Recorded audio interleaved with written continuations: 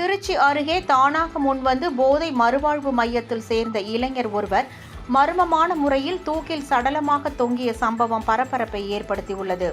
திருச்சி மாவட்டம் சிறுகானூரை அடுத்த ஆயக்குடியில் சக்சீடு என்னும் ஒருங்கிணைந்த போதை மறுவாழ்வு மையம் செயல்பட்டு வருகிறது. இந்த நிலையில் திருச்சி மாவட்டம் லால்குடியை அடுத்த அகிலாண்டபுரம் பகுதியைச் சேர்ந்த பாண்டியன் மகன் அன்பரசு என்கிற அரவிந்த் என்பவர் தானாக முன்வந்து தெரிவித்ததின் பேரில் போதை மறுவாழ்வு மையத்தில் நேற்று காலை பெற்றோரால் சேர்க்கப்பட்டார்.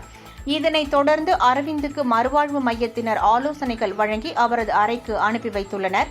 சிறிது நேரத்திற்கு பின் கழிவறைக்கு சென்ற அரவிந்த் நீண்ட நேரமாகியும் வராததால் சந்தேகமடைந்த ஊழியர்கள் அங்கு சென்று பார்த்தபோது அவர் தூக்கில் தொங்கியுள்ளார். அதிர்ச்சி அடைந்த ஊழியர்கள் அரவிந்தை மீட்டு சிகிச்சைக்காக சமயபுரத்தில் உள்ள தனியார் மருத்துவக் கல்லூரி மருத்துவமனைக்கு கொண்டு சென்றனர். அங்கு அரவிந்தை பரிசோதித்த மருத்துவர்கள் அவர் ஏற்கனவே இறந்துவிட்டதாக தெரிவித்தனர்.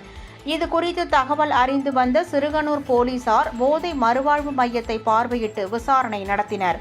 போலீசார் நடத்திய முதல் கட்ட விசாரணையில் சம்பந்தப்பட்ட மறுவாழ்வு மையத்தில் எந்தவித கண்காணிப்பு கேமராக்கள் இல்லாததும் இறந்த அரவிந்தின் உடலில் காயங்கள் இருப்பதும் தெரியவந்தது.